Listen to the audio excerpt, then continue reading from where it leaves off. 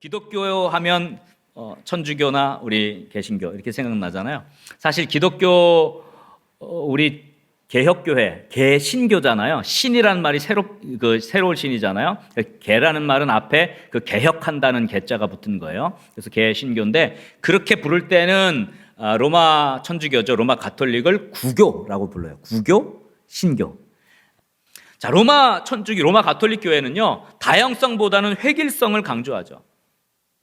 교황을 중심으로 한 교의 체계, 제도, 특정한 규율, 이것을 강조합니다. 그러니까 여기에 동조하지 않으면 모두 다 가짜인 거죠. 그렇게 하다 보니까 중세교회에서는 이제 이단에 대한 처벌도 많이 했고, 마녀 사냥이라고 했죠. 그렇게 많이 했어요. 그러나 지금 카톨릭은 제2차 바티칸 공의회 이후로는 완전히 바꿨어요. 모든 종교에도 구원이 있다 이렇게 선포하고 이제 그 세계 종교로 가고 있어요. 이 부분까지 지금 다 다룰 수는 없고, 어쨌거나 그렇게 좀 획일적이고 제도적이고 통합하려고 하는 그런 교회가 로마 가톨릭이라고 한다면, 종교개혁 교회는 다양성을 인정하는 교회예요. 다양한 지역, 또 다양한 문화 속에, 그리고 다양한 사람들의 관심을 가지고 그 사람들을 어떻게 예수님을 믿게 할지, 그 사람들을 어떻게 성경을 받아들이게 할지에 대해서 고민하다 보니 다양한 그런 관심이 있는 교회들이 세워지게 됐어요.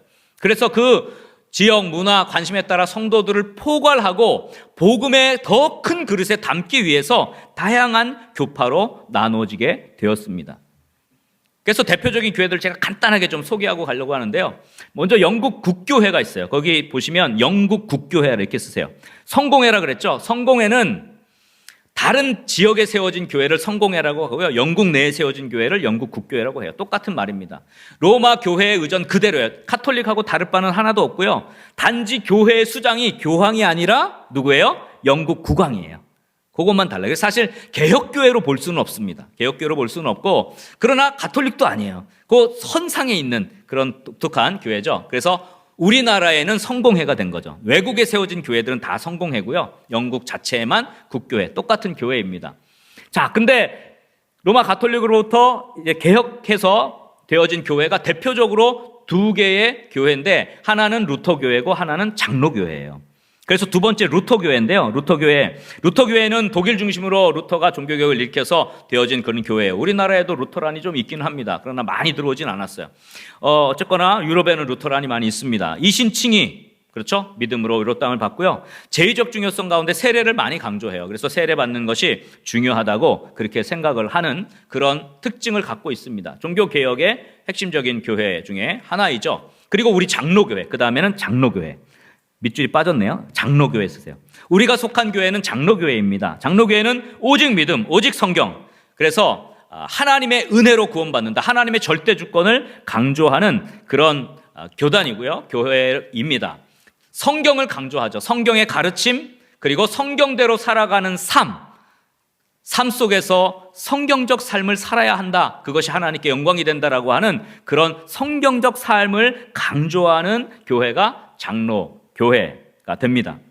그래서 여러분, 로마 가톨릭에서 종교개혁해서 나온 직접적 교단은 루터교회와 우리 장로교회 이렇게 보시면 돼요. 그래서 개혁교회의 핵심적인 교회로 진정한 종교개혁 교회라고 할 수가 있습니다. 이후에 다른 교파들, 교단들은 좀 후대에 생겨난 그런 부분입니다. 그 다음에 여러분, 우리나라에 많이 들어온 감리교회가 네 번째 감리교회예요. 감리교회 들어보셨죠? 감리교회는 로마 가톨릭부터 개혁한 교회가 아니고요. 영국 국교회에서 분립한 교회예요. 영국 국교회에서. 우리랑 조금 교리가 다릅니다. 보편적 구원을 얘기하고요. 완전 성화를 주장합니다. 그래서 우리 칼빈주의와는 좀 논쟁을 했고요. 사회 참여 이런 것에 좀 관심을 많이 갖고 있어요. 영국 국교회에서 요한 웨슬레가 원래 가르쳤는데 모라비안에게 영향을 받아서 어떻게 하면 진짜 참 믿음의 신자의 삶을 살 수 있을까 그렇게 고민하고 하던 중에 이제 설교를 하다가 영국의 국왕이 어떻게 교회의 수장이냐, 교회의 수장은 그리스도지, 이렇게 하면서 영국 국왕으로부터 핍박을 받게 됐어요. 그래서 감리교가 영국 국교회에서 분립이 됐습니다. 그래서 감리교가 이제 미국으로 넘어가서 또 부흥을 이뤘고, 우리나라에는 이제 아펜젤러 선교사를 통해 들어왔죠. 똑같이 1885년에 언더우드 선교사님, 장로교 선교사님이 우리나라에 같이 들어와서 장로교와 감리교가 우리나라에서는 주된 그런 교단을 이루게 되었습니다. 감리교회가 있고요. 그 다음에 침례교회가 있어요. 다섯 번째 침례교회인데요. 침례교회는 믿음으로 신앙을 고백한 사람에게 세례 주는 것을 아주 중요하게 여겨요. 그래서 유아 세례를 주지 않습니다. 우리랑 조금은 다르죠. 언약 사상이 좀 없죠. 그러나 어쨌거나 종교의 자유나 또 정교 분리, 그리고 교회의 독립을 강조하고요. 성경의 유일한 권위를 강조하는 그런 교회입니다.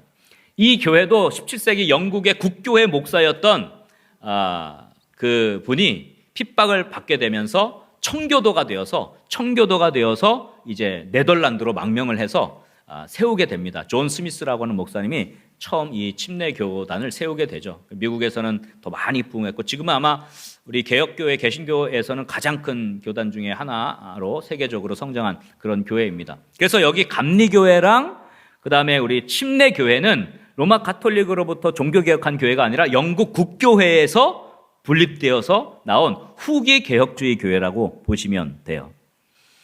그리고 또 많이 듣는 게 이제 다음 페이지 뒤로 한번 넘겨보시면 성결교회가 있죠. 성결교회는요, 신앙의 성결함을 강조하는 그런 교파입니다. 실제적으로 그 미국 남북 전쟁 후에 성결 운동이 미국에서 시작됐는데 그때의 감리교 목사님이었던 카우만 부부 또 친구 킬로든 목사님이요, 어떻게 하면 정말 성화된 삶을 살 수 있을까? 성화된 삶에 대해서 강조를 하고 성결한 삶을 살려고 강조를 하면서 이 복음을 전했는데 1901년에 일본에 왔어요. 동경에 와서 동양선교회 복음선교단이라고 하는 선교단체를 만들었는데 거기서 이 성결운동이 너무너무 크게 일어나서 그 성결운동이 우리나라로 1907년에 넘어왔는데 그게 동양선교회 성결교회라는 교단이 됐어요. 그래서 실제로 성결교회는 미국에서 발흥했고 세워진 지 그렇게 오래되지 않은 신흥 교단이죠. 성결한 삶을 강조하는.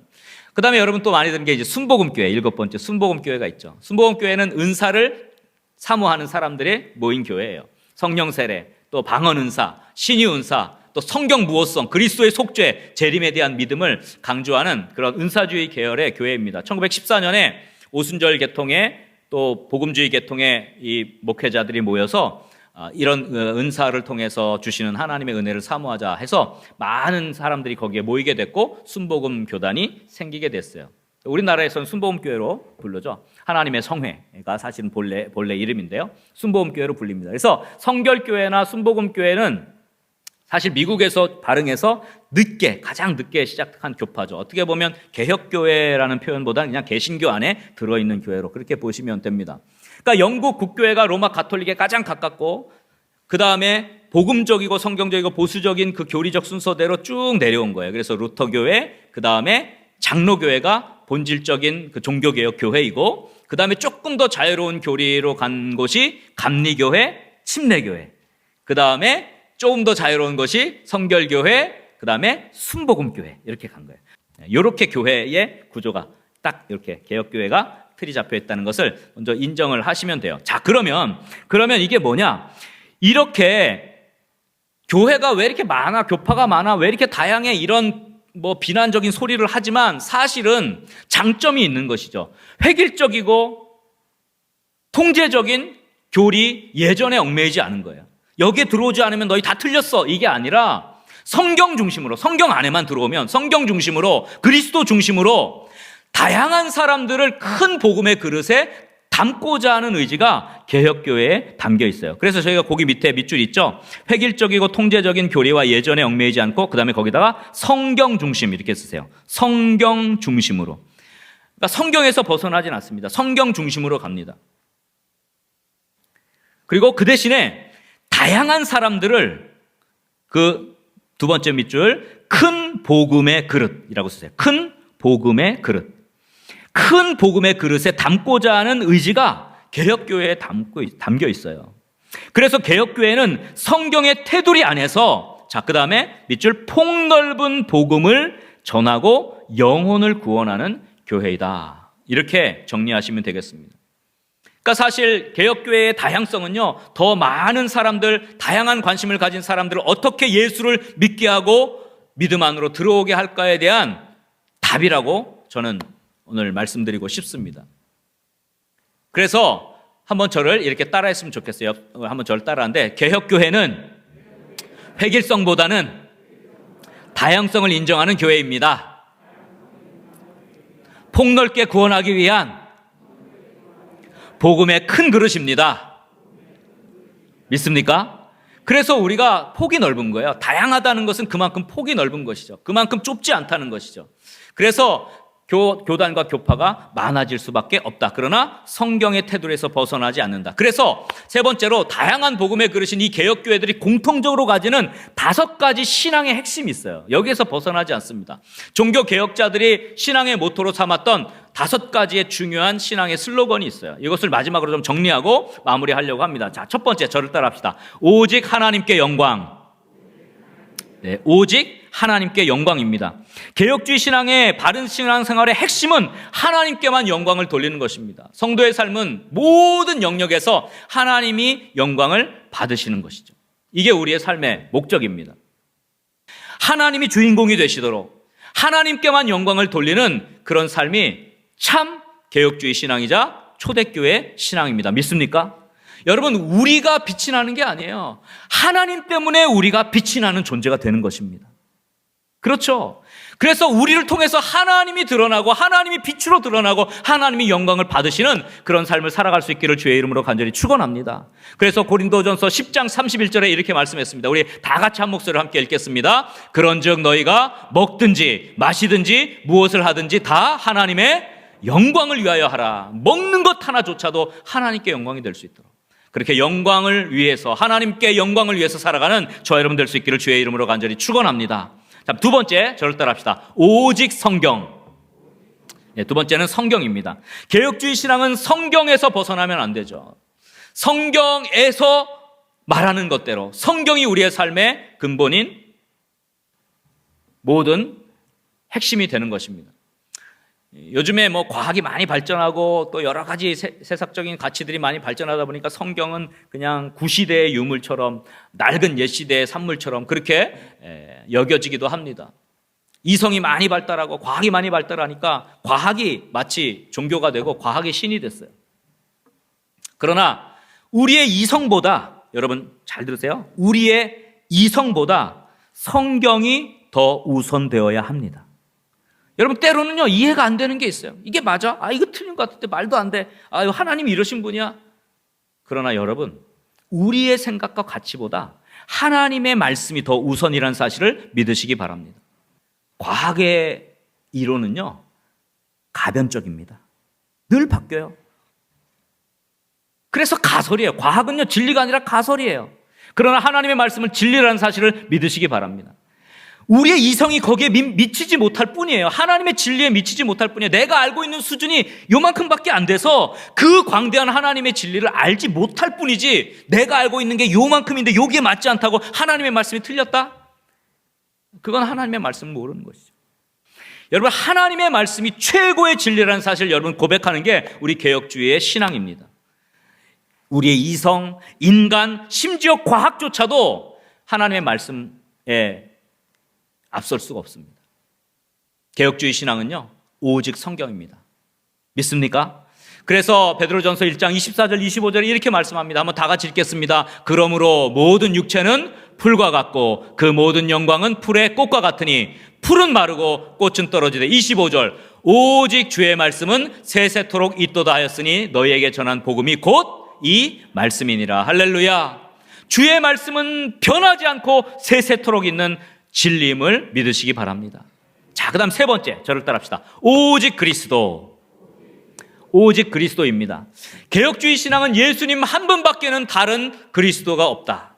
예수님 밖에는 구원할 분이 없다. 참 주님은 예수 그리스도밖에 없다는 것을 고백하는 신앙입니다. 여러분, 요즘에는요, 이 종교다원주의가 많이 판을 쳐요. 포스트 모더니즘이라 그러잖아요. 이 종교다원주의가 제일 많이 말하는 게 뭔지 아세요? 관용입니다. 관용. 기독교는 배타적이고, 기독교는 너무 좁고, 기독교는 다른 사람들을 모른다. 이렇게 독선적이다라고 몰아가는 게 이 세상의 관용주의예요. 이게 종교다원주의의 요소거든요. 여러분, 진리와 관용은 다른 개념이에요. 자, 1 더하기 1은 몇입니까? 모르세요? 1 더하기 1은 2죠. 1 더하기 1이 2예요. 근데 어떤 사람이 1 더하기 1이 4 아닙니까? 이렇게 얘기합니다. 그러면 뭐라 그래요? 1 더하기 1은 4가 아니라 1 더하기 1은 2예요. 이게 맞는 답이에요. 이렇게 가르쳐 주잖아요. 그런데 그 사람을 보고 왜 이렇게 편협합니까? 왜 이렇게 꽉 막혔습니까? 왜 이렇게 관용이 없습니까? 라고 누구도 얘기하지 않죠. 1 더하기 1이 2니까. 이건 진리거든요. 그걸 관용이라고 해서 1 더하기 1이 3니다. 그렇게 얘기한다? 그건 관용이라고 얘기할 수가 없는 거예요. 자, 어떤 사람이 세균에 감염됐어요. 항생제를 먹어야 납니다. 항생제를 먹이려고 합니다. 이걸 먹어야 꼭 삽니다. 그런데 어떤 사람이 와서 꼭 그거 먹어야 됩니까? 소화제 주면서 소화제 먹어도 되죠. 소화제 줍니다. 그런데 안 돼요. 그 약 먹어봐야 안 나요. 이거 먹어야 돼요. 항생제 먹어야 돼요. 라고 한다고 그 사람을 왜 이렇게 꽉 막혔습니까? 왜 이렇게 편협해요? 배타적이에요. 소화제 먹어도 되지. 이렇게 말하는 사람은 없죠. 왜? 항생제를 먹어야 세균 감염을 막으니까. 소화제가 어떻게 세균 감염을 막겠습니까? 그런 사람을 융통성이 없다, 관용이 없다, 배타적이다 그렇게 얘기하지 않습니다. 여러분, 비진리인 것을 관용이라고 표현해서는 안 되죠. 개혁주의 신앙은 관용적이에요. 아까 말한 대로 복음이 큰 그릇이에요. 우리는 다양한 사람들을 예수를 믿게 하는데 다 받아들임이 있어요. 그러나 적어도 중요한 것은 예수 그리스도가 우리의 구세주 된다는 사실을 고백해야만 구원이 있다는 것을 우리는 믿는 것입니다. 믿습니까? 예수님 말고 다른 데 구원이 있습니까? 그걸 관용이라고 합니까? 개혁주의 신앙은 관용이 있어요. 넓습니다. 그러나 진리에서는 타협하지 않죠. 오직 예수 그리스도. 왜냐하면 생명이 거기 있기 때문에, 예수 그리스도를 믿는 것만이 생명으로 가는 유일한 길이기 때문에 우리는 때로는 오해도 받고 배타적이라고 타협하지 않는다고 꽉 막혔다고 얘기 들을 수 있지만, 그러나 진리는 진리인데 그거 어떡하겠어요. 이 예수 그리스도를 고백하는 저와 여러분 될 수 있기를 주의 이름으로 간절히 축원합니다. 그래서 사도행전 4장 12절에 이렇게 분명히 말씀했어요. 다 같이 읽겠습니다. 다른 이로서는 구원을 받을 수 없나니 천하 사람 중에 구원을 받을 만한 다른 이름을 우리에게 주신 일이 없음이라 하였더라. 할렐루야. 오직 예수 그리스도. 이것이 우리 개혁주의 신앙의 핵심입니다. 네 번째. 자, 저를 따라합시다. 오직 은혜. 오직 은혜입니다. 개혁주의 신앙은요, 하나님이 주시는 은혜로만 산다는 고백을 하는 신앙입니다. 오직 은혜로만 살아갈 수 있음을 고백하는 그 사람이 개혁주의 신앙을 가진 사람입니다. 하나님 은혜 없이도 살아갈 수 있다고 착각해서는 안 됩니다. 여러분, 우리의 머리털 하나까지도 하나님이 다 세신 바 되었다 그랬어요. 믿습니까? 머리 숫자 다 달라요. 머리털. 하나님이 다 세셨어요. 참새 한 마리도 하나님의 허락이 없이는 떨어지지 않는다 그랬어요. 하나님의 손길이 닿지 않는 곳이 어디 있습니까? 하나님을 모르는 사람도요, 하나님이 은혜 주시지 않으면 한순간도 살 수 없는 거예요. 공기를 주시고 물을 주시고 햇빛을 주시고 모든 것을 주시죠. 하나님이 주시지 않으면요, 한순간도 살 수 없어요. 하나님이 은혜가 아니면요, 우리는 한순간도 살 수 없다는 것을 고백하는 것, 그게 우리 개혁주의 신앙의 핵심입니다. 여러분, 교만해서는 안 돼요. 내가 할 수 있을 것이라고 착각해서도 안 됩니다. 오직 은혜로만 살 수 있음을 고백하는 것이 바로 우리 개혁주의 신앙의 고백입니다. 할렐루야. 그래서 고린도전서 15장 10절에 사도 바울이 이렇게 고백하죠. 잘한 말씀이죠. 다 같이 한번 읽겠습니다. 그러나 내가 나 된 것은 하나님의 은혜로 된 것이니 내게 주신 그의 은혜가 헛되지 아니하여 내가 모든 사도보다 더 많이 수고하였으나 내가 한 것이 아니요 오직 나와 함께 하신 하나님의 은혜로라. 할렐루야. 내가 한 게 아니에요. 모든 것이 하나님의 은혜입니다. 올 한 해 하나님의 은혜 안에 살아가는 저와 여러분 될 수 있기를 주의 이름으로 간절히 축원합니다. 다음 다섯 번째 핵심은 오직 따라합시다. 오직 믿음. 오직 믿음입니다. 개혁주의 신앙은 행위, 공로 여기에 초점을 맞추지 않습니다. 믿음으로 구원받고 믿음으로 하나님을 신뢰하는 것입니다. 인간은요, 근본적으로 행위를 강조하게 돼 있어요. 모든 종교는 다 행위 종교입니다. 행위에 따라서 그 결과가 나타나게 돼 있어요. 그래서 그 사람이 어떤 업적을 남겼는지, 그 사람이 어떤 일을 했는지 이런 것에 관심을 갖는 게 이게 사회의 구조예요. 그러나 기독교의 신앙은요, 이 사람이 어떤 업적을 남겼는지, 이 사람이 무엇을 했는지, 이 사람이 어떤 행동을 했는지에 초점을 두지 않고 기독교의 신앙은 여전히 우리를 사랑하시는 하나님께 초점을 두는 신앙입니다. 사람에게 초점을 두지 않고요, 하나님에게 초점을 둬요. 그게 믿음이에요. 믿음. 행위를 강조하는 사람들이 살아가잖아요. 그러니까 내가 좀 괜찮은 일을 하면 내가 괜찮은 사람이야, 그렇게 어깨가 올라갑니다. 근데 그렇지 못한 행동을 하게 되면 비난하고 정죄하고 어깨를 쭉 떨어뜨리게 합니다. 사람의 행동에 따라서 올라갔다 내려갔다 하죠. 그러나 중요한 건요, 그런 우리의 행위와는 상관없이 우리를 여전히 사랑하시고 우리를 여전히 의롭다 여겨주시는 그 하나님을 우리는 믿는 것입니다. 우리는 사람을 믿지 않아요. 우리는 하나님을 믿어요. 수많은 우리의 행위들, 수많은 종교의 예식들, 수많은 정성, 헌신, 그게 참 중요합니다만은, 그러나 그것이 의가 되지 않도록, 그것이 내 자랑이 되지 않도록 하나님은 그냥 우리를 사랑하세요. 우리가 부족해도, 우리가 연약해도 하나님은 여전히 우리를 사랑하시죠. 그래서 그 사랑 때문에 받을 수 없는, 자격도 없는 나를 사랑하시는 그 하나님 때문에 감격해서 드리는 것이 헌신이고, 드리는 것이 섬김인 것이죠. 예배인 것이죠. 우리는 오직 우리를 의롭다 하시는 하나님을 믿고 살아가는 존재임을 믿으시기 바랍니다. 그것이 우리 개혁주의 신앙의 핵심이에요. 그래서 오늘 우리가 읽은 로마서 1장 17절 말씀 우리 한번 다 같이 읽겠습니다. 복음에는 하나님의 의가 나타나서 믿음으로 믿음에 이르게 하나니 기록된 바 오직 의인은 믿음으로 말미암아 살리라 함과 같으니라. 아멘. 여기 보면 복음에는 하나님의 의가 나타났다 그래요. 이 의는 뭡니까? 의는 뭐 바른 것, 정직한 것 이런 의가 아니에요. 하나님의 의는요, 신실하심이에요. 약속을 지키심이에요.